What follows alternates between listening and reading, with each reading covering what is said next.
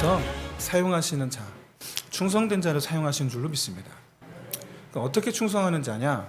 바로 하나님께서 살리시는 일에 함께하는 자. 이 일에 이 기도와 하나님께서 주신 모든 것을 마치 하나님께서 펴시듯이 그렇게 펴는 자에게 하나님께서 더하여 주시는 은혜가 함께하실 줄로 믿습니다. 여러분, 우리가 성경을 해석할 때 중요한 키워드 역할을 하는 것이 이름입니다. 이름.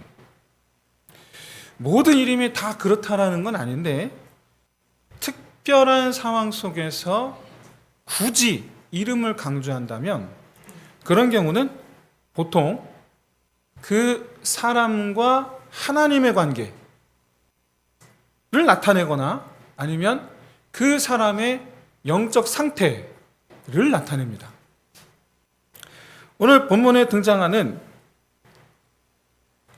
야곱과 이스라엘, 이 두 이름을 번갈아 사용하는 것이 바로 대표적인 그런 경우입니다.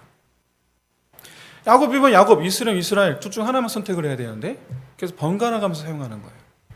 그 이유가 뭘까? 하나님은 형 에서 때문에 밤새 고민하던 야곱을 찾아오셔서 야곱이 이기게 하셨죠. 하나님 져주신 거죠. 이기게 하셨어요. 그리고는 그의 이름을 하나님과 겨루어 이긴 자 이스라엘이라고 지어주셨어요. 이게 무슨 뜻입니까? 기도하면 내가 져주겠다라는 뜻이죠.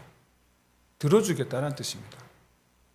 그러니까 나는 내 기도를 듣는 하나님, 너는 내 백성 이스라엘. 그 뜻이에요. 져주신 게.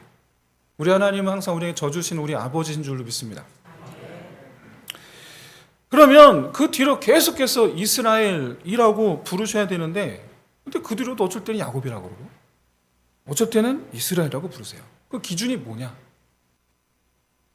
욕심 따라 살던 때 이름이 야곱입니다. 자기 생각을 따라 살던 때 이름이 야곱입니다. 그런데 하나님을 의지할 때의 이름은 이스라엘입니다. 그래서 이 야곱의 영적 상태가 어떠냐에 따라서 야곱이다 이스라엘이다 번갈아 말씀하시는 거예요. 이런 점은 요셉을 잃어버린 후에 시간이 지나 가나안 온 땅에 가뭄이 찾아오고 그래서 아들들을 애굽에 보내어 양식을 사오게 하는 이 장면들을 기록한 창세기 42장, 43장 두 장에 걸쳐서 분명하게 드러납니다.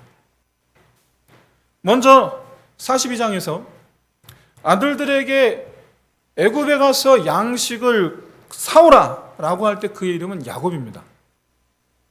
이 말은 흉년이라는 재앙을 맞이했는데도 불구하고 하나님을 안 찾았다는 얘기예요.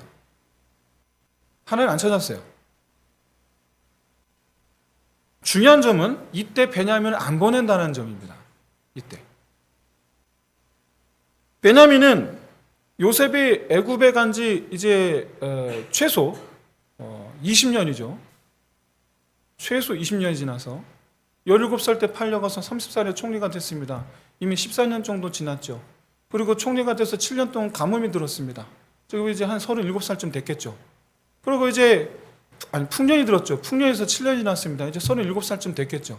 그리고 이제 가뭄이 들었습니다. 지금 이때가 대략 한 가뭄이 들기 시작하지 2년쯤으로 봅니다. 그래서 지금 이때 요셉의 나이가 39, 40 이쯤으로 봅니다. 근데 애굽에 팔려간 지 어쨌든 20년이 좀 넘었어요. 이때 베냐민, 형이 애굽에 팔려갈 때쯤 태어난 동생 아닙니까? 그러니 이제 베냐민도 20대 최소한 중반 됐을 거란 말이죠. 청년입니다. 자기 할 못 다 할 나이에요. 다른 형들은 말이죠. 이 나이 때 다 결혼해서 가장 노릇하고 있을 때입니다. 그런데 베냐민은 아버지 품에 안겨 있습니다. 성경은 베냐민을 보내지 않은 이유를 잃어버릴까봐 라고 말합니다. 잃어버릴까봐. 그러면 베냐민을 애굽에 보내느냐 마느냐 그런 문제가 아니고 베냐민을 보내지 않으려는 야곱의 속마음의 근본 원인 이 무엇인지가 중요합니다. 지금 야곱은 사느냐 죽느냐의 지금 문제를 만났단 말이죠. 일단 기르는 양이 다 굶어 죽게 생겼습니다. 땅에 초지가 없거든요. 사람 입 풀칠하는 것도 급한데 내 힘의 근원, 재산 아닙니까? 재산이 지금 다 날아가게 생겼습니다. 이제 끝나느냐 마느냐. 여러분, 식량이 없어서 굶주려 죽을 수도 있지만 가축이 사라져서 끝날 수도 있는 상황이에요. 그런데도 불구하고 야곱이 하나님을 찾지 않는 이유는 뭐냐? 그의 이름을 야곱이라 하고서 그가 지금 하나님을 찾지 않고 있다라고 지금 성경은 고발하고 있는 거예요. 근데 그 이유가 뭐냐? 애굽에 양식이 있다는 소식을 들었기 때문이에요. 해결책을 발견했죠. 기도하지 않아도 해결책이 나타났습니다. 살 길이 보이니까 하나님을 안 찾는 겁니다. 그리고 기도하지 않았기 때문에 베냐민을 안 보내는 겁니다. 그렇다면 여러분, 하나님을 의지한다고 해서 과연 선택할 수 있는 옵션이 달라질까요? 어차피 양식은 애굽밖에 없는데. 사랑하는 성도 여러분, 야곱이 기도했어도 하나님도 100% 애굽으로 가라고 하셨을 거예요. 100%. 자기의 생각대로 결정한 그 길도 하나님 의지하고자 기도했는데 역시 마찬가지로 하나님도 그 길로 가라고 하실 거란 말이죠. 왜 그렇습니까? 이 가뭄은 누구를 위한 하나님의 계획입니까? 바로 요셉과 야곱을 만나게 하시기 위한 하나님의 계획인 줄로 믿습니다. 당연히 애굽으로 가라고 하셨을 거예요. 그러나 기도했다면 베냐민을 데리고 가라고 하셨을 거예요. 기도했다면. 왜죠? 거기에 요셉이 있으니까. 하지만 여러분, 야곱은 애굽에 요셉이 있으리라고는 꿈에도 생각을 못하고 있습니다. 이게 우리 한계예요. 거기 뭐가 있을지 몰라요.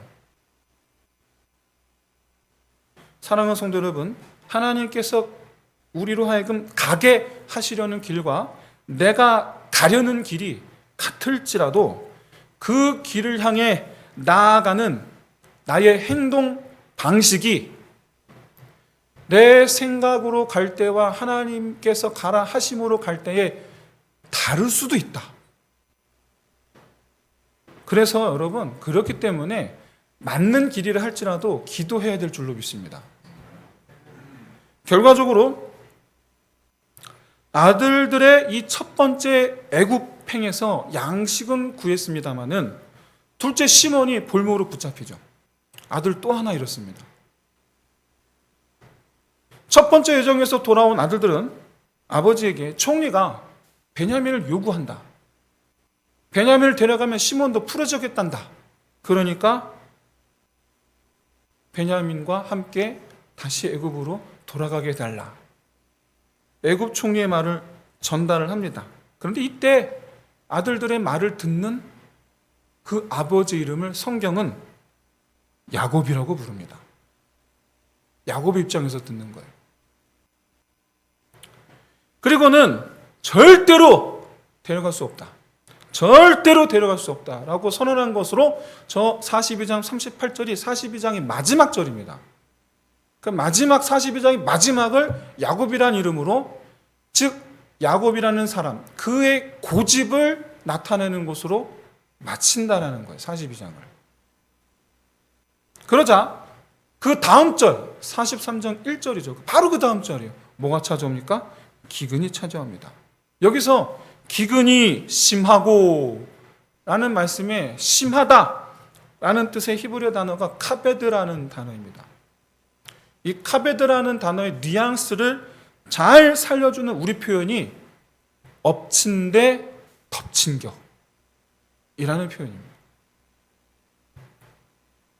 벼랑 끝 이것도 마찬가지 의미일 것 같아요. 카베드라는 단어가.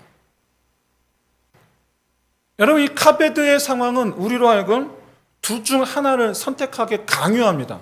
둘 중 하나밖에 선택을 할 수가 없어요. 카베드라는 상황은 어떤 상황이냐? 하나님을 의지할 것인가? 내가 할 수 있는 최선을 다할 것인가? 둘 중 하나예요. 야곱도 아주 심각한 갈등 속에 있었습니다.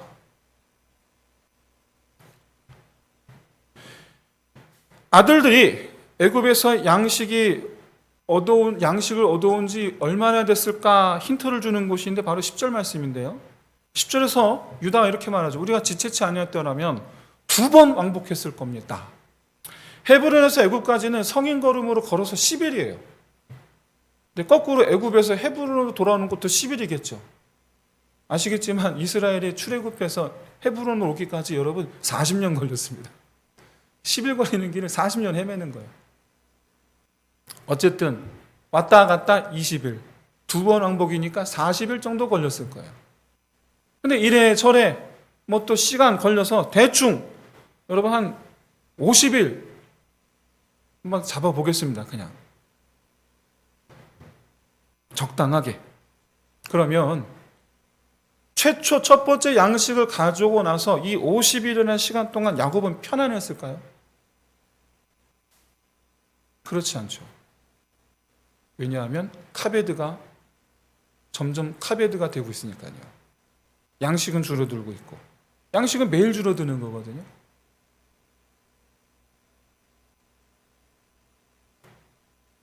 지금이야 우리 모두가 다 쌀독에 쌀이 얼마큼 있는지 아무도 걱정을 하지 않습니다. 떨어지면 지 옆에 가서 사오면 되니까요. 하지만 예전엔 안 그랬죠. 어머님들께서 쌀통을 보며 매일 근심에 사로잡혔죠. 쌀독에 쌀이 절반만 돼도 그때부터 근심에 사로잡혔던 분들 우리 어머니였어요. 점점 양식이 줄어든. 어째 그게 갈등이 안 되겠습니까? 상황은 카베드인데.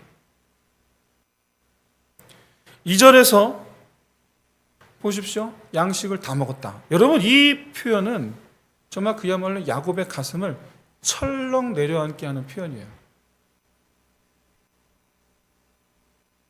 양식이 떨어졌으니 애굽엔 다시 가야 되겠고, 애굽에 다시 가려니 베냐민이 가야 되는 거예요.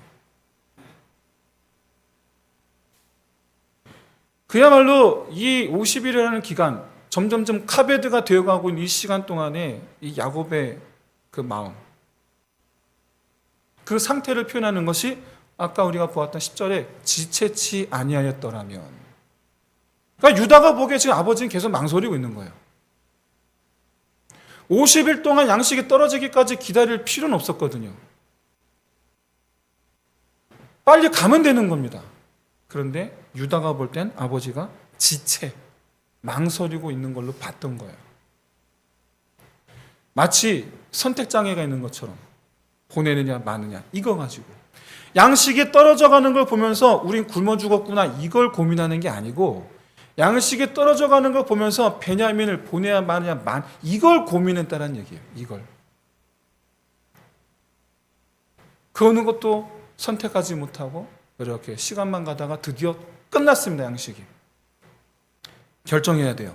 그런데 이 야곱이 이 50일이라는 기간 동안 얼마나 큰 고민을 하고 있었는가를 명확히 보여주는 관문이 바로 11절과 14절 말씀이에요.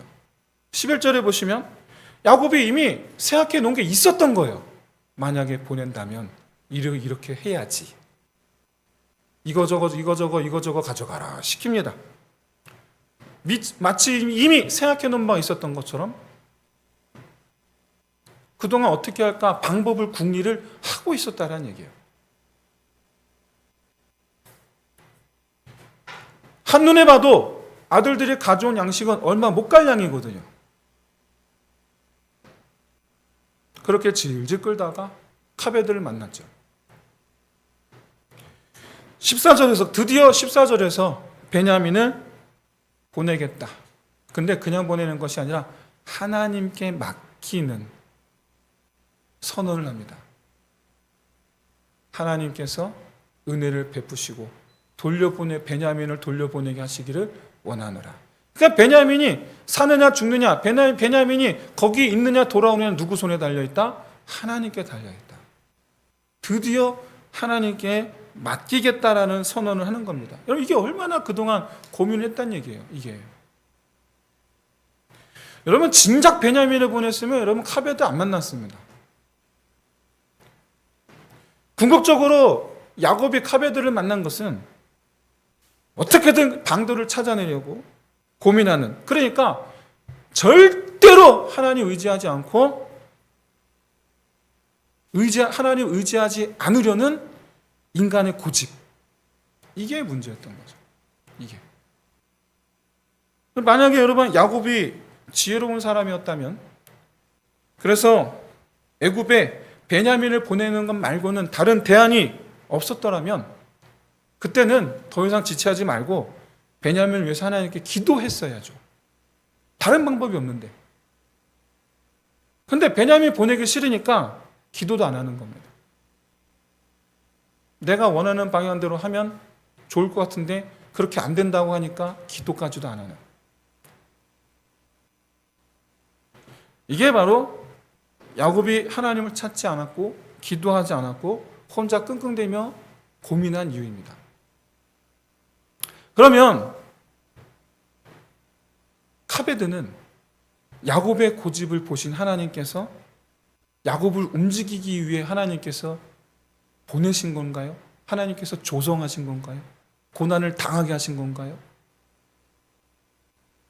야곱의 고집 때문에 카베드를 보내신 건가요? 아닙니다. 이 카베드는 이미 10여 년 전에 하나님께서 애굽의 파라오의 꿈을 통해 이미 예견된 일이에요. 더 심해지리라.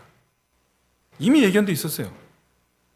오히려 야곱의 고집 때문에 하나님 카베드를 보내신 게 아니라 고집 부리는 이 야곱을 위해서, 야곱을 카베드로부터 구원하시기 위해서 하나님은 계획을 갖고 계셨어요.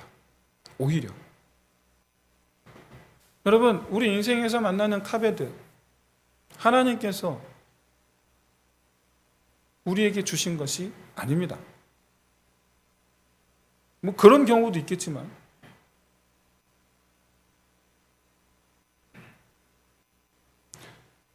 오히려 카베드 속에서 우리를 구원하실 계획을 세워두고 기다리고 계시는 줄로 믿습니다. 저는 도현이가 그렇게 됐을 때 도대체 제가 뭘 잘못했다고 저에게 이런 일을 주십니까? 근데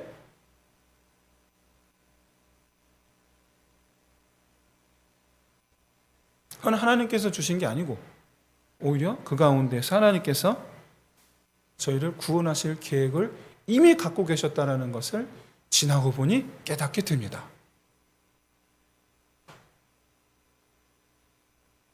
여러분, 하나님의 이름을 부르는 저와 여러분 되시기를 주의 이름으로 축원드립니다. 그러면 여러분, 결과적으로 유다가 어떻게 해서 고집을 내려놓게 됐더냐? 바로 유다 때문입니다. 유다.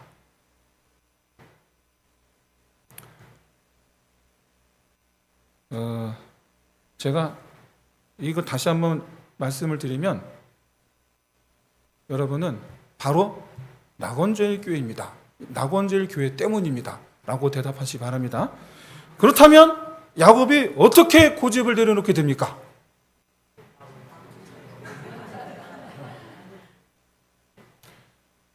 왜 남편이 어떻게 고집을 내려놓게 됩니까?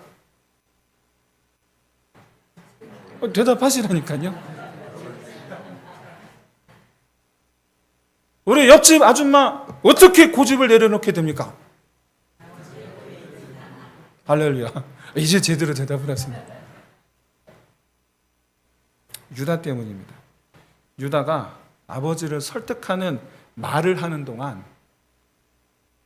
성경은 그의 아버지 이름을 뭐라고 표현하냐면 그때서야 비로소 이스라엘이라고 부르기 시작합니다. 그때서야 비로소.